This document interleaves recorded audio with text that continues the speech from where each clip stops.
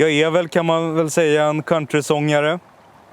Även om jag nu för tiden känner mig lite friare och inte lika bunden som jag har känt mig innan av att kopiera någonting gammalt. Men genom att göra det så lär man sig också ett hantverk, vill jag tro.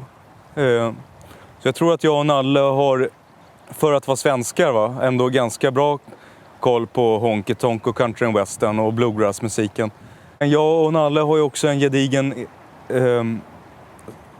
som jag nämnde, alltså bakgrund i bluegrass-musiken. Det var egentligen därifrån som jag gick över till honky tonken. Liksom, alltså nästan som en linjär tidslinje, alltså från 40-50-tal vidare in i 60-, 70-, 80-talet liksom.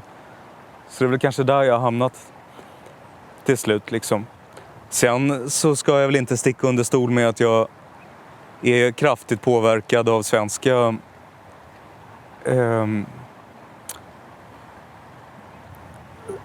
artister som alltså Cornelis Vreeswijk och sådär, främst i tidiga tonåren liksom, och det kanske lyser igenom ibland, och om det hörs men ändå att det inte skär sig, så är jag jätteglad om det får vara så liksom. Men det är oundvikligt, jag är ändå härifrån liksom.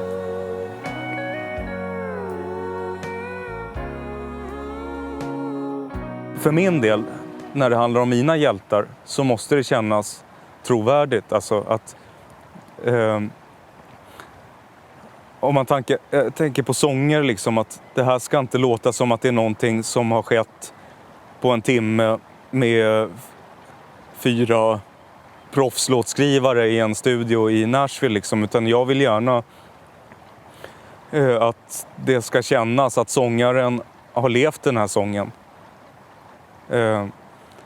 Och det har ju ett högt pris i och för sig. Så det är inget man kan vänta sig av folk. För det är ofta ganska tunga teman och sådär. Men någonstans tror jag ändå att det är en förutsättning för trovärdighet. Att det här inte betraktas, sångernas teman inte liksom betraktas helt på avstånd, utan att man ska ha känt av det där. Annars tror jag man hör det.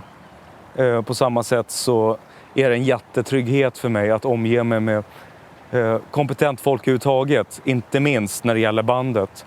Jag är kräsen med mina medmusiker och otroligt stolt över att jag får spela med de här stjärnorna. Även fast alla turnéer är frusna just nu, så lyfter det mig.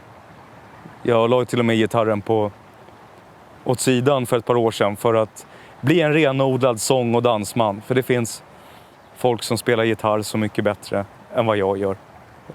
Och det kommer ju av att jag vet att jag har de resurserna jag har omkring mig. Både när det gäller musikalitet, teknisk ekvilibrism och liksom kompetens när det gäller inspelning och sådär. Brobrännaren har fått mycket fin respons alltså från hi-fi-håll, och det är ju liksom kinesiska för mig. Men det är ändå väldigt roligt liksom. Och den skivan gjorde en av mina närmsta, Gustav Erlandsson Holmqvist, ett jättejobb med. Och även Jonas Ölund. Den här kommande skivan har Gustav också en hel del att göra med från den fronten.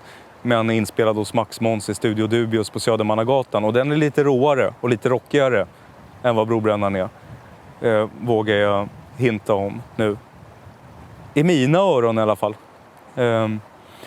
Men bägge de här skivorna, nästa platta kommer alltså i september. De har inte haft några riktiga förutsättningar materiellt sett innan. Utan allting har egentligen skett bak och fram. Låtarna har skrivits under inspelningens gång. Liksom. Det har inte funnits någon budget överhuvudtaget. Och nu ser ni ju, nu är det nya tider. Men jag tror också att det finns fördelar med det. Att det är liksom något organiskt i att något man inte vet vad det ska bli från början ändå landar någonstans bra. Och jag är stolt över bägge skivorna. Vi är snart klara med mastern.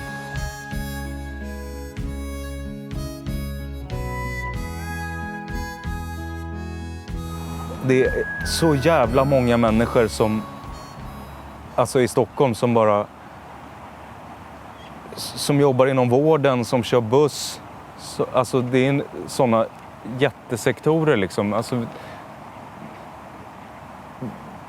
vi är vanligt folk också, även om det inte är det som syns i media kanske. Liksom, man brukar prata om att arbetarklassen och vanligt folk inte syns så mycket, förutom med vissa dokusåpor. Liksom. Och det är den förståelsen som jag upplever sker i de här mötena när man är ute och spelar i Sverige, och jag älskar det. Och att jag känner mig ofta större samhörighet i de mötena.